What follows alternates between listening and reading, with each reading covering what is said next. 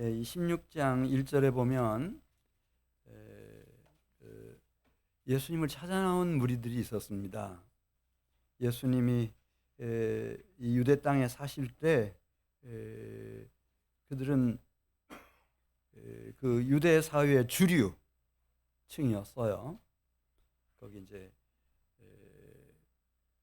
그 주류층 중에 요즘 말하면 여야 같은 세력들인데 사두개인 또 바리새인, 이 사두개파 사람들, 바리새파 사람들이 예수님께 찾아 나와 가지고 예수님께 뭘 구합니다. 하늘로부터 오는 표적을 좀 보여주십시오. 이렇게 하늘로부터 오는 표적을 구해요. 이 세상에도 기적이 있죠. 그 수통고래 뭐 그렇게 오래된 것 같지 않은데요. 저희 교회가 이전해야 할 무렵 제가 대전 시내 웬만한 곳은 다 돌았습니다. 그래 그때는 포도원이 있었고 그다음에 밭들이 이렇게 많이 있었고, 물론 개천변에는 건물들이 좀 있긴 했지만은 그 당시에 그 땅값 지금 제가 기억하는데 한 평에 100만 원 정도 갔습니다. 예. 근데 요즘 가보면은 그 수동거래 막 고급 식당이 막 즐비해요. 카페까지 막 들어서 가지고 지금 땅이 없어요. 평당 600만 원, 700만 원 그게 문제가 아니고 땅이 없는 거예요. 그러니까 그 당시에 한 100만 원씩 해서 땅을 샀던 사람들은 그 짤막한 기간 동안에 예, 대박 났죠. 대박 났어요. 이 복권 당첨되는 것도 마찬가지예요. 제가 이렇게 잠깐 들어가 보니까 지금까지 복권 당첨돼 가지고 가장 많은 금액을 받은 사람이 미국에서 2조 8천억이라는 거예요. 280억 원 아니고 2조 8천억. 2조 8천억. 이 세상에도 기적이 있죠. 근데 예수님 안에서 일어나는 놀라운 일을 우리가 한번 따라서 해보세요. 표적. 기적이라고 하지 마세요. 표적이라고 해요. 왜냐하면 하나님의 나라를 우리에게 알려주는 사인, 이정표이기 때문에. 그래서 표적. 지금 번역이 아주 훌륭하게 잘 되어 있는 거예요. 표적. 그래, 하늘로부터 오는 표적을 좀 보여주시오. 이렇게 예수님께 요청을 합니다. 그때 예수님이 그 말을 듣고 나서 4절에 있는 말씀 보면 16장 4절이죠. 이렇게 대답하셨습니다. 악하고 음란한 세대가 표적을 구하나 요나의 표적밖에는 보여줄 표적이 없느니라. 우선 이 유대 백성들의 눈에는 사두개인이면 대단하죠. 가장 크게 성공한 사람들입니다. 바리새인도 역시 마찬가지. 가장 자기들이 신뢰하고 존경하는 사람들입니다. 사두개인들은 어떻게 하면 사두개인이 되는가? 헤롯 당원이 일단은 돼야 됩니다. 왕이 헤롯이었으니까 그 왕의 관심, 주목을 받는 사람이 되는 거죠. 헤롯 당원이 되는 거예요. 이 사람들도 선지자 중에서 최고의 선지자라고 여겨졌던 모세가 전해준 모세오경, 창세기부터 신명기까지 다 하나님 말씀으로 받아들인 사람들이에요. 근데 이 사람들은 아주 진보적인 사고를 가지고 있어요. 그래서 그 모세오경을 상징적 해석으로 접근을 해요. 어떻게 하든지 이 땅에서 잘 되도록 신이, 하나님이 복을 내리신다. 이런 철학을, 사상을 가진 사람들이에요. 그래, 열심히 하다 보면은 이제 그 유대 사회에서 중요한 요직에 이제 배정을 받기도 하고, 거기서 이제 능력을 보이면은 심지어 어디까지 진출할 수 있는 거면 우리로 말하면 입법, 사법, 행정권 다 가지고 있는 사내들인 공회 거의 절반 정도가 사두개인들이었으니까, 공천만 해주면은 왕이 거의 사내들인 공의원도 될 수 있고, 대제사장까지 될 수 있어요. 이 사람들의 그 정신은 어떤 것인가 하면은 그 헤로덱에서부터 잘 볼 수 있어요. 헤롯이 이제 유대의 왕이 돼가지고 어떻게 1년, 뭐 4년, 5년 이런 게 아니고 오래오래 평생 왕으로 통치할 수 있나, 또 자자손손 통치할 수 있나, 그걸 다 읽은 사람이에요. 아주 영특한 사람이죠. 그래서 성전을 지어요. 성전. 주전 20년부터 시작해서, 그러니까 예루살렘이 완전히 멸망당할 때가 주 70년인데 64년까지 무려 84년 동안을 성전을 짓는 거예요. 거대하고 웅장한 성전을 짓는 거죠. 그러면은 유대인들은 이 일을 제기하는 사람이 없어요. 왜냐하면 헤롯이 뭘 짓고 있어요? 성전을 짓고 있으니까. 예. 그러니까 모든 권한이 누구한테로 집중되는가 하면 헤롯에게로 집중이 돼요. 그래서 헤롯이 심지어 제사장까지 다 임명을 했어요. 자기 마음에 맞는 사람들, 공직자뿐만 아니고 다 임명을 했어요. 그래서 주님은 이런 사두개인들에게 하시는 말씀입니다. 악하고 음란한 세대, 악하고 음란한 세대. 이 세대라고 하는 말이 우리가 이 건물에는 몇 세대나 살아요? 이렇게 한 가정을 말할 때도 세대라는 말을 쓰지만은 이 원어의 의미도 똑같아요. 가문을 말할 때도 세대, 종족을 말할 때도 세대, 한 민족을 말할 때도 세대, 동시대를 살아가는 이 지구상에 있는 모든 사람들을 일컬을 때도 세대, 이 세대 이렇게 말해요. 그런데 그 세대 사람들이 그 중에서 특별히 아브라함 때부터 이제 구별된 민족이 아브라함의 자손이고, 그 중에서 주류 사회를 형성한 사람들이 사두개파 사람이고 바리새파 사람들이에요. 바리새파도 마찬가지예요. 바리새파는 모세 오경뿐만 아니라 말라기까지 다 하나님 말씀으로 믿어요.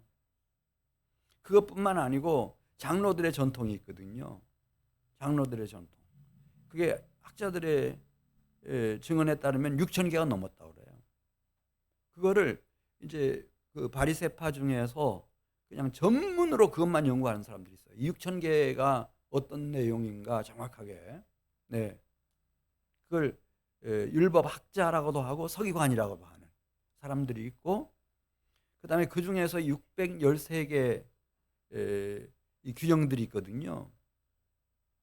이게 장로들의 전통이에요. 자기들이 만들어 놓은 안식일은 이렇게 지켜라. 그 사족을 그렇게 많이 달아놨어요. 마치 로마 카톨릭 교회가 막 교황을 중심으로 그 종교회의에서 사족 많이 달아놓은 것처럼. 그래서 거기서 깨고 나오는데 나중에는 성경을 덮어가지고 성경이 안 보이잖아요. 오늘날도 그런 유혹을 항상 받거든요. 막 규정들을 많이 만들어가지고 교회를 덮어버리려고. 그래서 거기서부터 탈출해 나온 게 종교개혁자들이고, 그 중에 이제 가장 모범적인 사람들이 침례교도들이에요. 이 사람들은 성경책밖에는 다른 걸 인정하지 않아요. 심지어 교리 신조도. 그래서 침례교단에는 원래 이상과 주장이라고 하는 것밖에 없어요.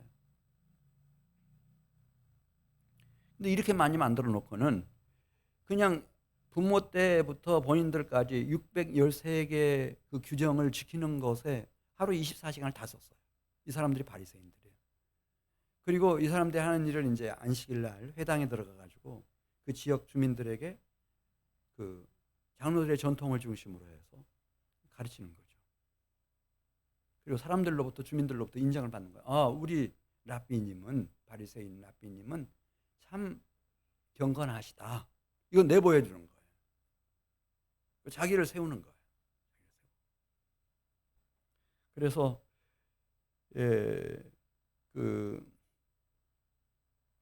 우리가 누가복음에서 보는 것처럼 참 그 사람들 앞에 그렇게 기도하는 거죠. 참 내가 얼마나 의롭고 경건하게 사는지를 막 보여주는 거예요. 하루 일주에 2번씩 금식하고 온전한 11조를 바치고, 나는 저 불의한 사람, 세리 같은 죄인들이 아니다고 큰 소리로 기도하고, 그럼 대단하구나 이렇게 인정을 받으면은 이제 영향력이 확대가 돼요. 그럼 또 뽑혀가지고 공천을 받아가지고 바리새파 출신으로서 공의원이 되는 거예요. 공의원이 되고 더 잘 나가면은 이제 이 유대 민족의 이 정신적인, 신앙적인, 영적인 지도자가 되는 거죠. 그렇게 하기 위해서. 그런 생각으로 꽉 차 있는 거예요. 이것을 하늘로부터 오신 하나님의 아들 그리스도 예수는 다 읽어냈어요. 사두개파 사람들의 마음속에 뭐가 있는지 그 헤롯의 정신이 다 지배하고 있어요. 바리새파 사람들의 생각 속에 뭐가 있는지. 그래서 악하고 음란한 세대가 표적을 구하나 요나의 표적밖에는 너희에게 보여줄 표적이 없다. 요나가 밤낮 4일 동안 큰 물고기 뱃속에 들어갔던 것처럼 나도 밤낮 사흘 동안 땅속에 들어가 있을 것이다. 그러면서 제자들에게 말씀해 주셨습니다. 너희는 바리새인과 사두개인들의 누룩, 그 정신과 사상과 교훈, 그 조심해라. 누룩이라는 말은 말씀드린 바 있습니다만은 이 발효제예요. 효소란 말이에요. 이게 우리 몸속으로 들어가면 세포속까지 침투해 들어가가지고 막 화학적인 변화를 일으켜버려요. 완전히 영적으로 못 쓸 사람으로 망가뜨려 버리는 거예요. 이거 조심해라. 주님 말씀하십니다. 이런 일이 있고 난 후 이제 본격적으로 주님은 이제 이 제자들을 이제 돌보시기 시작하시는데 오늘 16장 16절 말씀 보면은 제자들을 데리고 이 갈릴리를 떠나가지고 다메섹과 그 갈릴리 중간 지역 한적한 곳으로 찾아가셨습니다. 거기서 이 제자들에게 질문하십니다. 사람들이 인자를 누구라고 하는가? 그러니까 들은 대로 얘기합니다. 침례 요한이라고 합디다. 헤롯 같은 사람이 침례 요한이라고 예수님을 그렇게 말하지 않았습니까? 또 어떤 제자들은 들은 대로 엘리야 선지자라고 말합니다. 엘리야는 죽음을 보지 않고 불말과 병거를 타고 승천했는데 그분이 다시 내려온다고 말라기서에 예언되어 있습니다. 그 엘리야라고 말합니다. 또 어떤 사람은 얘기했습니다. 느헤미야 선지자라고 말합니다. 느헤미야는 바벨론에서 이렇게 돌아오죠. 남은 자들을 이끌고 돌아와서 그 완전히 무너졌던 예루살렘 성벽을 다시 세우고 그리고 이스라엘 나라가 다시 일어날 수 있는 기본 토대를 마련했는데 그런 나라를 다시 세워갈 그런 느헤미야 같은 선지자라고 말합니다. 아무튼 선지자 중에 한 사람일 것이라고 사람들이 얘기합니다. 그 얘기를 들으시고 난 후 그러면 너희는 나를 누구라고 하느냐 이렇게 예수님이 물으셔요. 그때 누가 나서는가? 시몬이 나서서 이렇게 말씀드립니다. 주는 그리스도시요 살아계신 하나님의 아들이십니다. 이렇게 말씀을 드려요. 이 그리스도라고 하는 말이 우리는 좀 우리 문화권에서는 이게 뭔 말인지 잘 모르잖아요. 근데 이스라엘 사람들은 금방 알아들어요. 이 그리스도 기름 부음을 받은 자라고 하는 뜻인데 그럼 선지자가 되는 거죠. 아니면 대제사장, 아니면 왕. 그런데 이 나사렛 예수는 이 삼중직을 다 가지고 계신 분이라는 뜻이에요.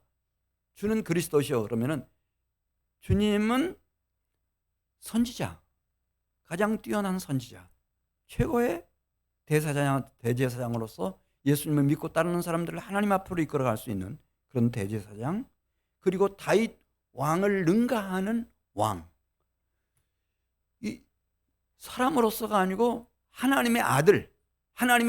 이건 예수님의 완전한 신성을 말하는 거예요. 그 요한복음 5장 18절에 보면 예수님이 유대인들이 보는 앞에서 내 아버지께서 일하시니 나도 일한다 그 말했다가 신성모독으로 고발되죠. 그래서 예수님 죽이려고 덤빕니다. 어떻게 인간이 돼가지고 사람이 돼서 감히 여호와 하나님을 자신의 아버지라고 하여 자신을 하나님과 동등됨으로 생각할 수가 있느냐. 이것 때문에 하나님의 아들이십니다. 그 말의 의미는 하늘로부터 왔다는 뜻이고 하나님의 품속으로부터 오신 독생자라는 뜻인데, 이렇게 훌륭한 신앙 고백을 한 거예요. 이게 모든 2000년 우리 기독교 역사 속의 신앙 고백의 근본 원리예요. 주는 그리스도시요 살아계신 하나님의 아들이십니다. 그 얘기를 듣자마자 주님이 너무너무 기뻐하셔요. 17절 말씀 보겠어요. 이것을 알게 한 이는 혈육이 아니라는 거죠. 너 시몬, 너 자신이 너무나 영특해가지고 스스로 인자가 누군지를 이렇게 깨달은 것도 아니고, 그리고 사람들의 가르침으로 너가 알게 된 그런 진리도 아니고, 이건 완전히 계시의 진리로서 하늘에 계신 내 아버지께서 너에게 주신 진리라는 거죠. 계시의 진리. 주는 그리스도시요 살아계신 하나님의 아들이십니다. 여기에 다 걸려져 있어요.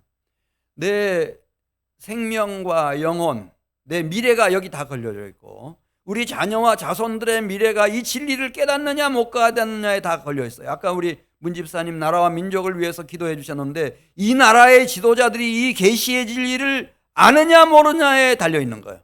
이걸 아는 사람이 이 나라와 이 민족의 지도자로 세워지는 날은 희망이 있는 것이고, 이 진리를 모르는 사람들은 그냥 싸움질만 하다가 끝날걸요.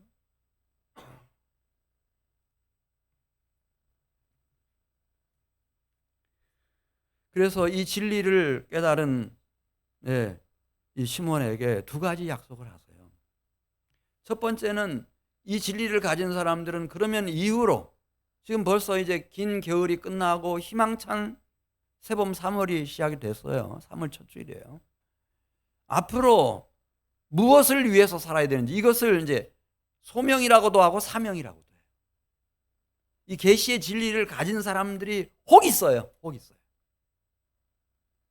예수를 깊이 생각하다가 이 사람들에게 주어지는 사명 하나 얘기하고 18절에서, 근데 두 번째는 이런 계시의 진리를 가지고 사명을 위해서 나아가면 어떤 신비한 일이 일어나는지 그 약속 이 두 가지 말씀해요. 자, 우선 18절 말씀 보겠습니다. 18절 말씀. 이 계시의 진리를 가진 사람들에게 주어지는 사명.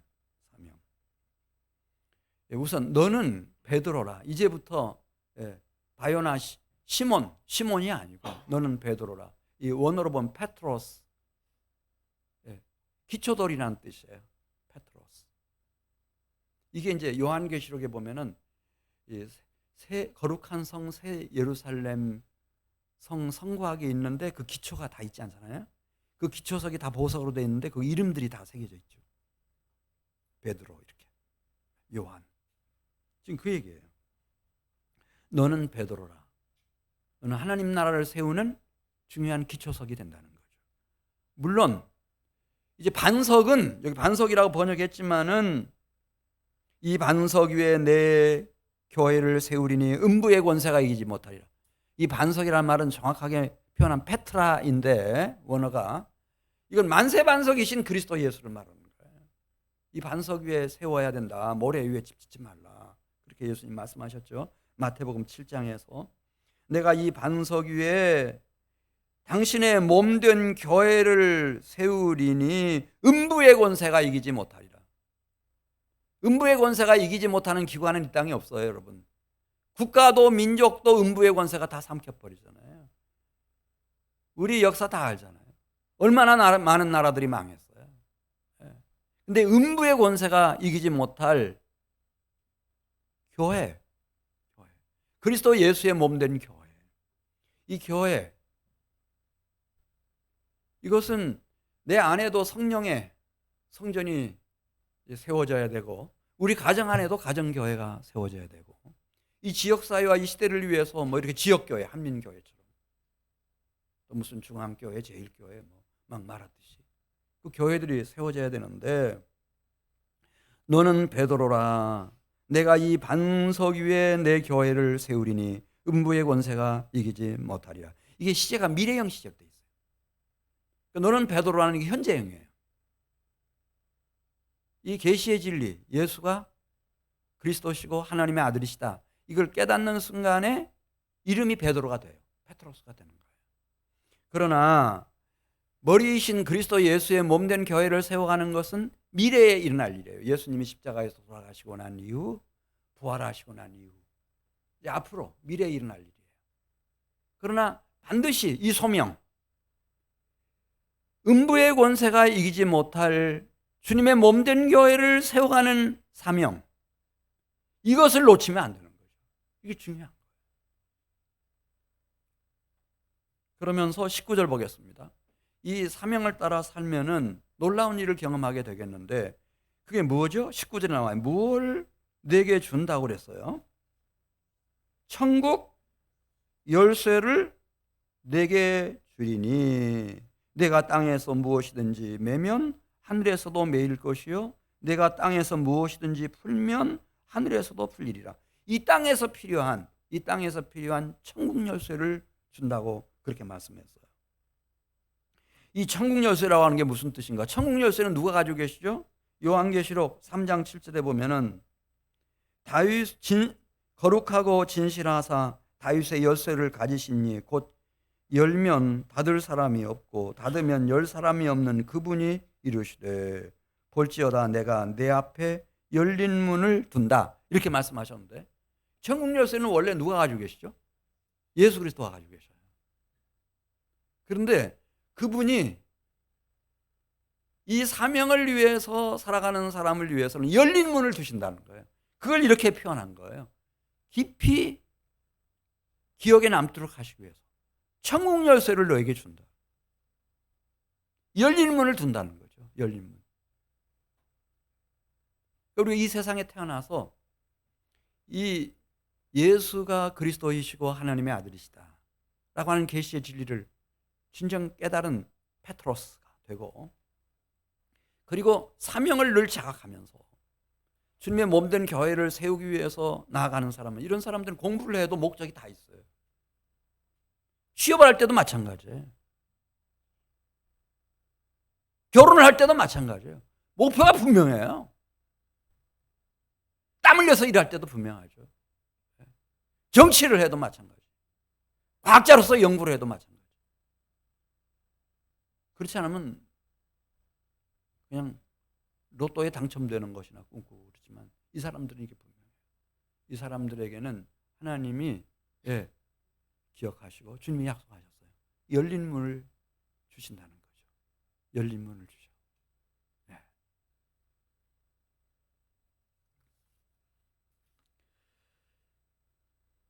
그래서 주님은 당신 자신이 솔선수범해서 악하고 음란한 세대가 하늘로부터 오는 표적 구하고 있지만은, 이들이 생각하는 표적이라고 하는 것이 뭔지 이제 여러분 상상할 수 있을까요? 이제 복권에 당첨이 돼가지고 2조 8천억을 받는 거, 이런 거거든요. 이런 거. 근데 그 2조 8천억이 저주가 될지 축복이 될지는 잘 모를걸요. 그거 한번 맛본 사람은 돌아가실 때까지, 죽는 날까지 복권 사다가 말 거예요. 여기 다 쏟아부을 겁니다. 맛을 봤으니까. 못 빠져나와요. 마약 중독이 아니죠. 저주가 되는지 축복이 되는지는 몰라요. 그리고 다 바꿀 겁니다. 가난할 때, 그냥 아무것도 없었을 때 결혼한 배우자도 바꿔버리고, 집도 바꾸고, 자동차도 바꾸고, 친구들도 다 바꾸고, 다 바꿀 거예요. 그런데 그런 기적 말고 주님은 악하고 음란한 세대가 표적을 구하나 요나의 표적밖에는 보여줄 표적이 없느니라. 요나가 밤낮 사흘 동안 물고기 뱃속에 있었던 것 같이 인자도 밤낮 사흘 동안 땅속에 있으리라. 마태복음 16장 21절로 갑니다. 마태복음 16장 21절.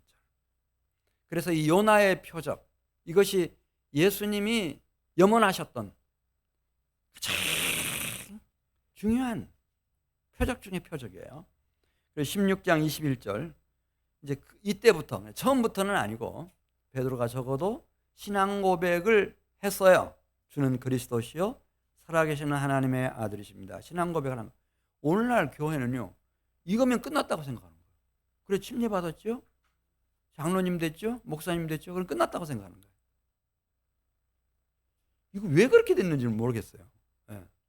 이상한 풍조가, 예수님은 지금부터 시작인 거예요. 지금부터. 자, 우리 21절 보겠어요. 이때로부터 예수 그리스도께서 자기가 예루살렘에 올라가 가지고 장로들, 대제사장들, 서기관들 손에 넘겨진 후 많은 고난을 받으시고 죽임을 당하시고 무덤에 묻히셨다가 3일에 살아나셔야 할 것을 비로소 가르치시기 시작하신 거예요.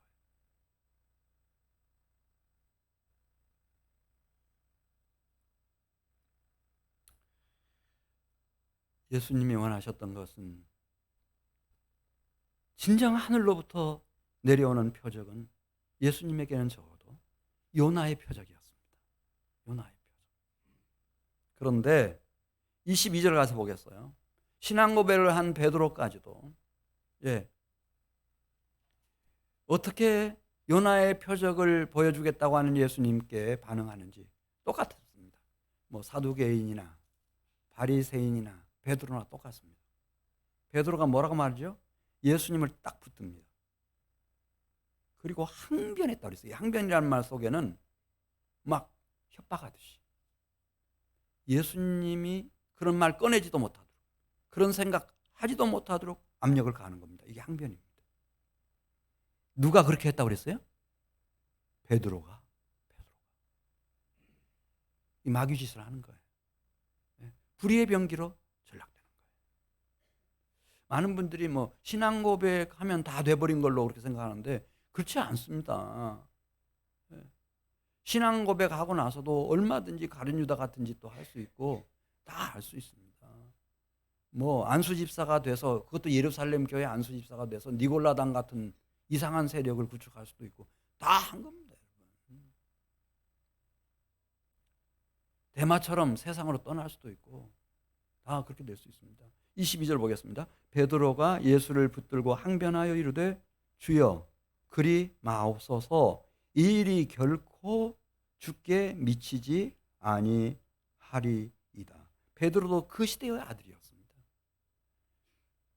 바리새인과 별반 다르지 않았습니다. 사두개인과 큰 차이가 없습니다. 단지 이 보수적인 성향을 가지고 있느냐, 진보적인 성향을 가지고 있느냐, 그런 정도의 차이지. 예수님이 대적들의 손에 넘겨진다? 억울하고 원통한 고난을 많이 받는다? 체포되고 결박돼서 끌려간다? 감옥살이 한다? 십자가 지고 골고다 언덕에 올라가지고 십자가에 못 박혀서 죽어버린다? 그건 망한 거다! 무덤에 들어가면. 그런 결론밖에 없어요. 그 이상은 생각을 못하는 거죠. 그리고 예수님이 금방 그렇게 기뻐하시던 이 베드로에게 뭐라고 말씀하세요? 너 내가 가고자 하는 이 요나의 표적의 길, 이거 받아들이지 않으면 너는 마귀의 불의의 병기로 전락될 거다. 아주 엄하게 꾸짖으십니다. 23절 예수께서 돌이키시며 베드로에게 이르시되 누구야 내 뒤에서 물러가라 그랬어요? 베드로라고도 안 해요. 누구야? 사탄아, 내 뒤로 물러가라. 너는 나를 넘어지게 하는 자로. 내가 왜 그래요? 하나님의 일을 생각하지 아니하고 도리어 사람의 일을 생각하는도다. 참 신기해요. 이 바리새인과 서기관들의 누룩이, 하나님이 한 민족을 선택했잖아요. 아브라함 이후에 이스라엘 민족. 그 중에서 유대인 마지막 남았어요. 마지막 지파. 그 중에서도 주류 세력인 사두개파 바리새인들. 하나님 다 믿는 사람들이에요. 다 모세오경에 뭔 얘기 써 있어요? 하나님 거룩하신 분이라. 죄 지으면 반드시 심판이 있다. 그거 다 써 있잖아요. 죄사함 받아야 된다. 근데 죄사함 받으려면 죄 삭은 사망이기 때문에 피 흘림이 없이는 안 된다. 그러니 어떤 제사장이라도 하나님 앞에 나아가려면 어린 양의 피 다 가지고 가야 된다. 다 선지자. 뭐 선지자들의 얘기 이사야 뭐 52장 53장 보면 막 그 얼마나 결국은 하나님으로부터 하나님의 아들이 오셔서 당신의 몸까지 피까지 영혼까지 속죄제물로 속건제물로 바치지 않고는 이 죄 문제 해결할 수 없고, 죄 문제 해결하지 않으면 이건 완전히 절망이다. 다른 길은 없다. 그렇게 많이 써놨잖아요. 마지막 선지자인 침례 요한도 이분을 직접 증언하잖아요. 보라, 세상 죄를 지고 가는 하나님의 어린 양이로다. 근데 한 사람도 못 알아들어. 예수님이 직접 말씀하세요. 내가 내 목숨을 많은 사람의 대속물로 주기 위해서 왔다. 그렇게 말씀하시고, 당신이 이제 십자가에 올라가실 때도 여러 번 기회 있을 때마다 반복적으로 얘기해요. 내가 이렇게 예루살렘에 올라가서 이제 죽임 당할 것이고 무덤에 묻힐 것이고 3일 만에 살아날 것이고. 근데 신기해요. 알아듣는 사람이 하나도 없어요. 막달라 마리아까지 예수님 무덤 찾아와가지고 예수님의 시신 당신이 가져갔습니까? 좀 알려주십시오. 당신이 가져갔습니까? 도난당했다고 생각하지 예수님이 살아났다고 생각하지를 못해요. 이 바리새인과 사두개인들의 누룩의 효소가요, 완전히 사람들을 마비시켜놨어요. 예수님이 돌아가실 때 엘리 엘리 라바 사박다니 그렇게 말씀하시고 다 이루었다. 그리고 머리를 숙이시고 임종하셨거든요. 근데 누구도 예수님이 이 세상에 오셔서 보여주고 싶어 했던 하늘로부터 오는 표적이 요나의 표적이었다고 하는 것을 이해한 사람이 한 명도 없었던 것으로 보여요. 신기하지 않아요? 악하고 음란한 세대입니다. 이방인은 말할 것도 없습니다. 하나님도 모릅니다. 이방인은 유일하신 하나님도 모릅니다. 유다인들도 역시 마찬가지입니다. 그게 사두개인 아니라 바리새인이 됐다 하더라도 서기관이 됐다 하더라도 참 모릅니다.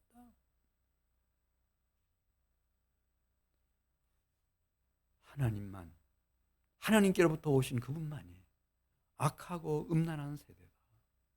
이 땅에 태어나서 살아가는 모든 사람들은 그거 구약 성경이 말해주는 겁니다. 예외는 없습니다.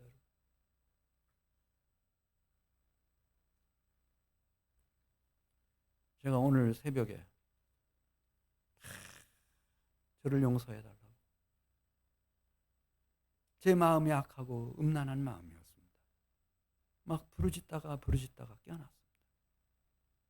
온몸이 막 얻어맞은 것처럼. 저는 괜찮은 줄 알았습니다. 예외 없습니다.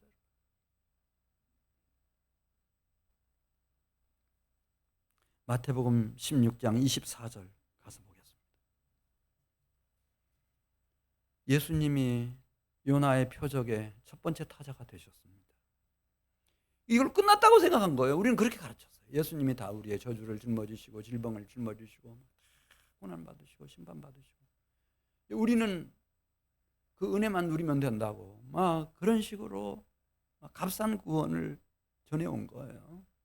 그러나 우리는 우리 눈으로 직접 보는 거예요. 예수님이 다행히 하신 말씀이 지금 마태복음 16장 24절에 나오니까 이거 직접 보는 거죠.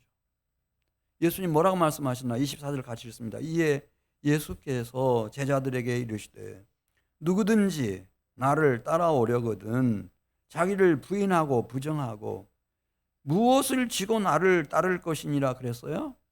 요나의 표적이 되기 위해서 지셨던, 예수님이 지셨던 그것 뭐예요? 십자가 지고 나를 따를 것이니라. 그렇게 말씀했어요. 베드로전서 2장 21절에서 베드로전서 2장 21절 다 찾아보세요. 성경책을. 자기 성경책을 찾아보세요. 그럼 예수님이 왜 십자가를 짊어지시고 요나의 표적이 되셨는가? 요나가 사흘 동안 큰 물고기 뱃속에 들어갔던 것처럼 왜 땅속에 3일 동안 묻혀 계셨는지, 요한 베드로전서 2장 21절, 이거 다 중요한 말씀이에요. 이거는 시작이라는 거예요. 첫 열매인 그 예수님의 시작. 자, 베드로전서 2장 21절에서 그리스도도 너희를 위하여 중반절에 고난을 받으사 너희에게 무엇을 끼쳤다고 그랬죠? 본을 끼친 거예요. 이그젠플이 되어주신 거예요. 본보기가 되어주셔서 너희로 당신의 자취를 따라오게 하려 하였느니라. 예수님을 다 따라 나서도록. 자기마다 십자가 다 있거든요. 저는 예수님이 다 짊어지셔서 없는 줄 알았죠. 우리 십자가를 다 그분이 짊어진 줄 알았지. 근데 그리스도 예수의 남은 고난이 다 있어요. 다 있어요. 저희 집사람도 지금 그 고난 받고 있잖아요. 이게 중간에 출혈이 생겨가지고 성도들이 막 새벽에 기도하고 그리고 이제 멈췄어. 다시 금식 시작하고 막 다 재수술을 할 수도 있다고 막 그랬는데.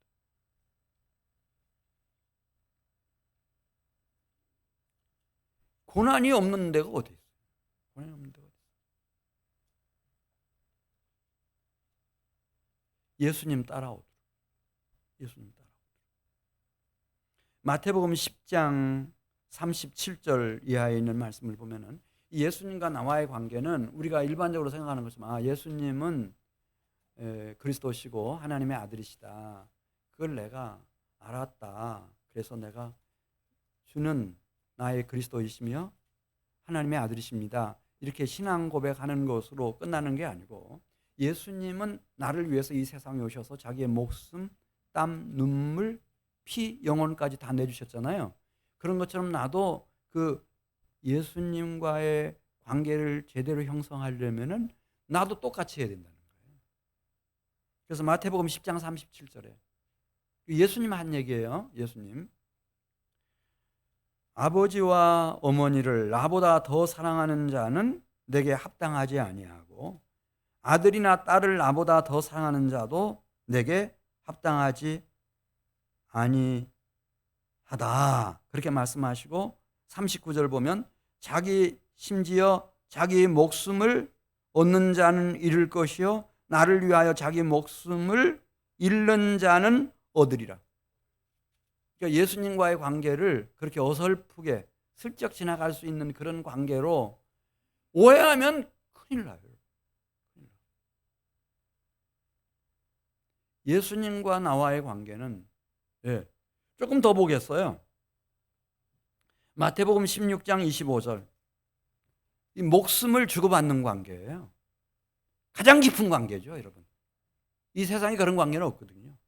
근데 이 예수님과의 관계는 16장 25절 같이 읽습니다. 누구든지 제 목숨을 구원하고자 하면 잃을 것이요 누구든지 예수님을 위하여 자기 목숨을 잃으면 찾으리라. 그렇게 말씀했어요. 만일 예수님이 우리에게 챙겨주시는 영원한 생명을 가진 영혼, 이 목숨 이 땅에 와서 얻지 못하면 아무것도 아니라는 거죠.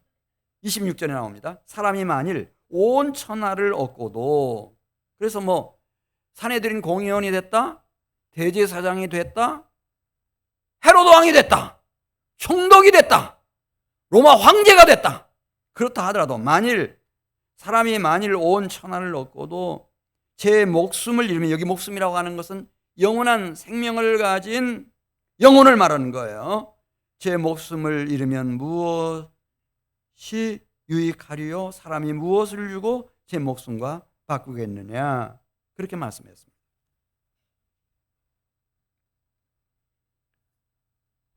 요한계시록 12장 11절, 이게 중요한 말씀이에요. 천상에서 천사들이 오늘 성가대처럼 막 찬양을 하는데 이 찬양이 막 들려와요. 그래서 사도 요한의 심령을 막 울려요. 그 찬양시가 이렇습니다. 순례자의 길을 완주하고 이제 이 영생복락을 누리게 된 사람들의 그 찬송시입니다. 요한계시록 12장 11절입니다. 요한계시록 12장 11절. 또 우리 형제들이 어린 양의 피와 자기들의 증언하는 말씀으로써 그 마귀들을 이겼으니, 그 마귀와 악령과 귀신들 말이죠. 그를 마귀를 이겼으니 그들은 죽기까지 자기의 생명을 아끼지 아니하였도다. 그냥 슬쩍, 은근슬쩍 어떻게 천국에 들어가는 사람은 하나도 없어요. 자기 생명을, 마치 예수님이 나를 건지시기 위해서 신부 삼으려고 자기 생명을 아끼지 않은 것처럼, 네, 자기 생명을 아끼지 않고 예수님을 따라온 사람들, 새하늘 새 땅 거룩한 성 아버지 집까지 그 사람들이었어요. 그 사람들. 근데 요즘 교회는 그렇게 안 가르치잖아요. 저만 그렇게 알고 있어요? 그렇게 안 가르쳐요. 그냥 예수님이 누굽니까? 주님은 나의 그리스도이시고 하나님의 아들이십니다. 그러면은 침례도 받고 목사 한 수까지 받을 수 있어요. 그렇게 돼 있어요. 근데 성경은 그렇게 말하지 않습니다.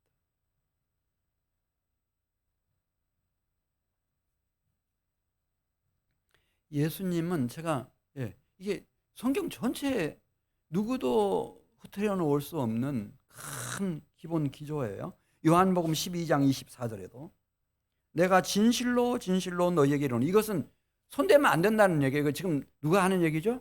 요한복음 12장 24절 누가 하는 얘기죠? 어느 신학자가 하는 얘기예요? 설교자가 하는 얘기예요? 아니고 예수님이 이 세상에 오셔서 직접 하신 말씀이에요. 내가 진실로 진실로 너희에게, 그 당시 예수님 당시에는 예수님 곁에 있었던 사람들이고, 그 뭐 갈릴리 사람이든 12제자, 지금은 우리 한민교회에 모여서 예배드리고 있는 우리 성도들이에요. 내가 진실로 진실로 너희에게 이르노니 한 알의 밀이 땅에 떨어져 죽지 아니하면 한 알 그대로 있고 죽으면 많은 열매를 맺느니라. 요나의 표적밖에 없다는 거예요. 정말 내 안에 제대로 된 성령의 전을 일으켜 세우려면 우리 가정을 가정교회로 일으켜서 자자손손 천대까지 복되게 하려면은 이 교회가 노아의 방주와 같이 진리의 기둥과 터와 같이 세워지려면은 미랄이 되는 길밖에 없다는 거예요. 요나의 표적밖에 없어요. 이게 미랄의 비유가 그 요나의 표적을 말하는 거예요. 자, 27절 마태복음 16장 27절로 갑니다. 오늘날은 그 행함은 얘기하면 안 되는 것으로 금기사항으로 되어 있어요.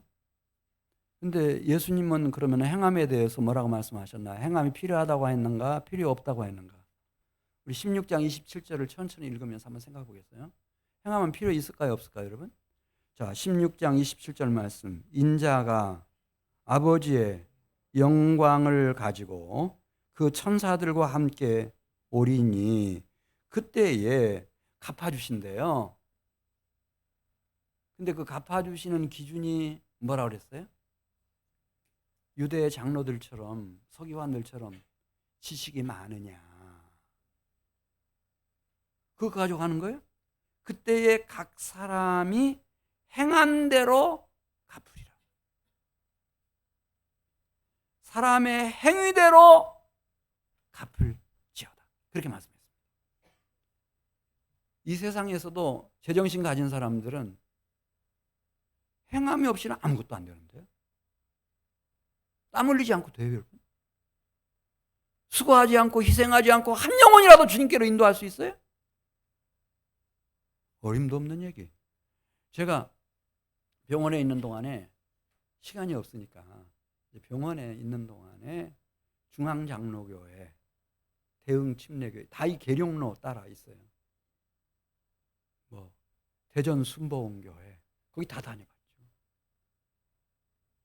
우리 대전에서 대표적인 교단을 대표하는 교회들이에요. 뭐 그전에는 한 번 기회가 있어서 역전 앞에 있는 어디 갔다 오다가 시간이 딱 맞는 바람에 제1장로교회, 거기는 이제 통합측 모교회고요. 다 가봤어요.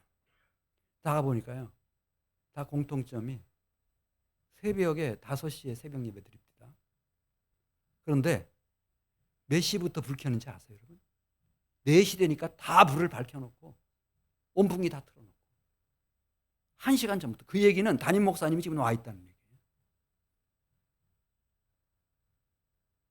1년 365일 그렇게 하는 거예요.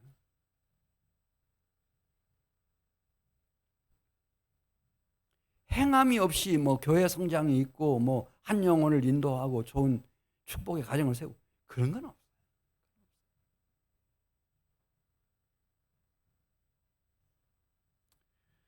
자, 마태복음 16장 28절. 지금 마지막 요절에 이 마태복음 전체를 지금 정리하는 요절이에요.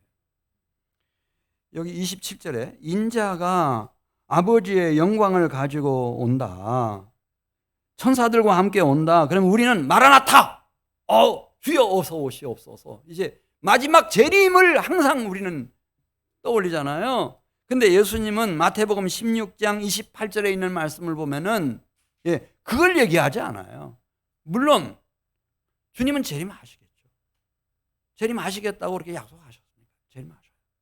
그러나 예수님이 지금 본문에서 말씀하고 계시는 것은 28절 보겠어요. 이 땅 위에서. 교회는 천국에서 세웁니까? 이 땅 위에서 세웁니까? 천국에는 교회 없어요. 하나님과 어린 양이 성전이 되셔요. 해도 달도 다 필요 없어요. 그 영광의 빛이 찬란하게 비치는 그런 나라예요. 생명수 강이 오르고. 교회는 어디에서 세워야 되죠? 음부의 권세가 역사하고 있는 이 땅 위에서 세우는 거예요. 자, 28절 같이 봐요. 진실로 너희에게 이르노니 어디서? 여기서 이 땅 위에서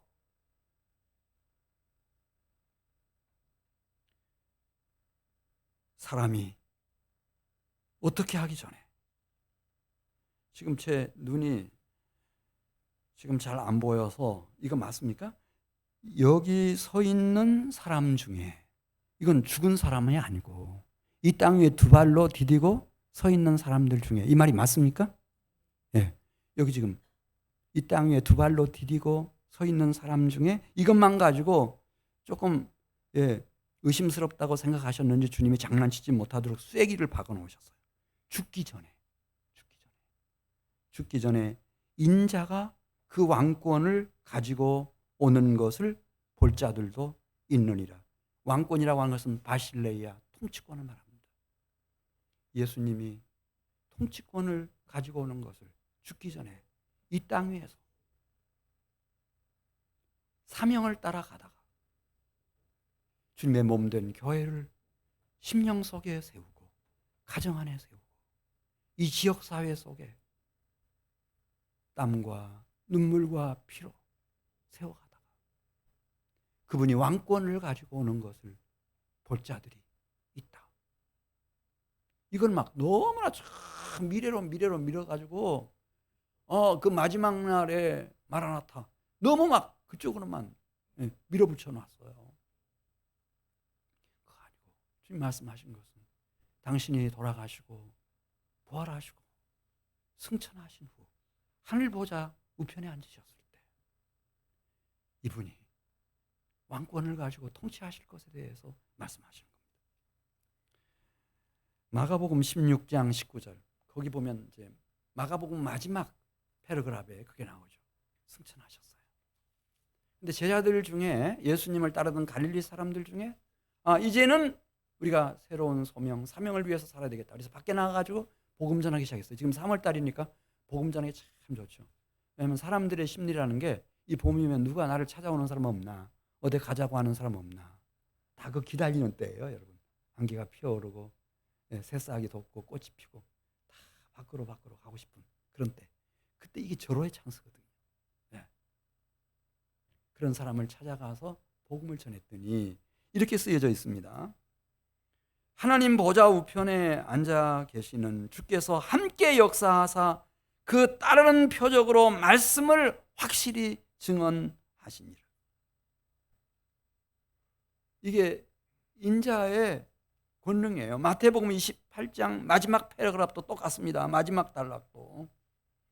이분이 부활하신 후 승천하시기 직전에 제자들 앞에 나타나셔서 뭐라고 선포하시나? 하늘과 땅의 모든 권세를 내게 주셨으니 사명을 따라가면 내가 세상 끝날까지 너희와 항상 함께 있으리라 하시니라 그랬어요. 이 사람들만이 인자가 하늘과 땅의 모든 권세를 가지시고 다스리시고 통치하시는 그 생생한 역사의 현장을 연출해낼 수 있는 사람들인 겁니다. 달리는 아닙니다. 역사는 이미 하늘과 땅의 권세를 가지신 그분 손아귀에 들어갔습니다.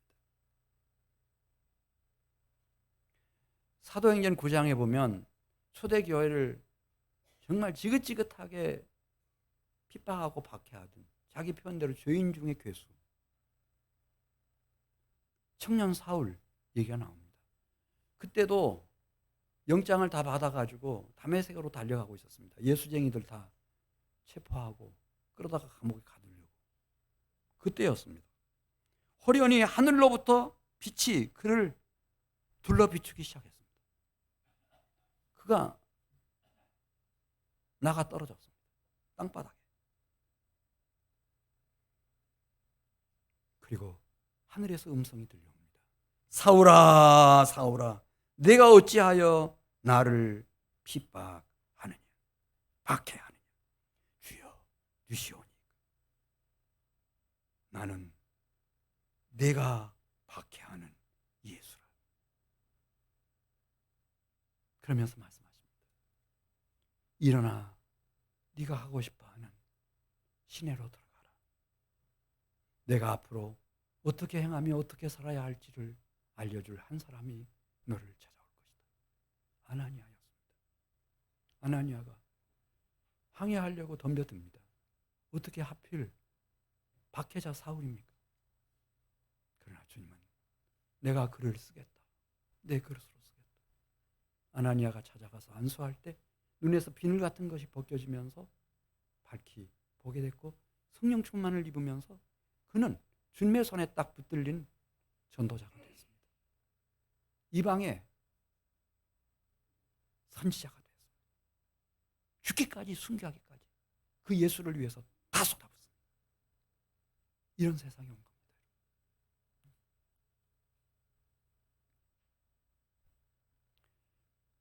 베드로에게 말씀하시지 않았습니까? 베드로야, 내가 그리스도며 하나님의 아들인 것을 알았다면 너에게 내가 사명을 주마. 그 소명을 놓치지 말아라. 그러면 너에게 뭘 준다고 그랬죠? 천국 열쇠, 열린 문을 주겠다. 그렇게 말씀하셨는데 진짜였습니다. 그 불황무식한 베드로가요, 오순절날 성령이 임하고 나니까 입이 열렸습니다. 일어나가지고 예수님을 증언하기 시작하는데 거기 3,000명, 5,000명 모인 사람들이요. 이야, 이 베드로의 입만 열린 것이 아니라 그 박해자들의 마음까지 다 열려버렸습니다. 주님께로 회개하고 막 돌아옵니다. 베드로를 잡아가지고 감옥에 집어쳐놓으면은 여러분 아시죠? 감옥문을 열어놓으십니다. 주님이 열린 문. 할렐루야. 가이사랴에 가서도 주의 복음만 전하면은 백부장 가족들이 막 마음이 열려가지고 다 회개하고 예수님을 믿고 성령이 부어지고 로마까지 순교할 때까지. 베드로후서 여러분 읽어보셨어요? 베드로후서 3장에 보면은요 문이 다 열려버렸어요. 하나님의 나라에 보게 될 미래의 일까지 다 보게 돼요. 새하늘과 새 땅까지. 진짜 막 열리는 거예요. 우리 16장 28절을 같이 읽고 마치겠어요. 우리 기독교는요, 이게 무슨 이 말장난이나 무슨 어떤 사상이나 그런 걸로 끝나지 않아요. 현실이에요. 그분이 하늘과 땅의 왕권을 가지고 다 통치하시는 생생한 역사의 현장이에요. 이거 있어야 돼요. 이거 없이 어떻게 예수 믿나요, 여러분? 언젠가는 걸려 넘어질걸요. 그것만 가지고는. 자, 우리 28절 같이 읽고 마치겠어요. 진실로 너희에게 이르노니 여기 서 있는 사람 중에 죽기 전에 인자가 무엇을 가지고 오는 것을 볼 자들도 있느니라 그랬어요. 왕권을 가지고 오는 것을 볼 자들도 있느니라. 할렐루야. 우리 기도드리겠습니다. 아버지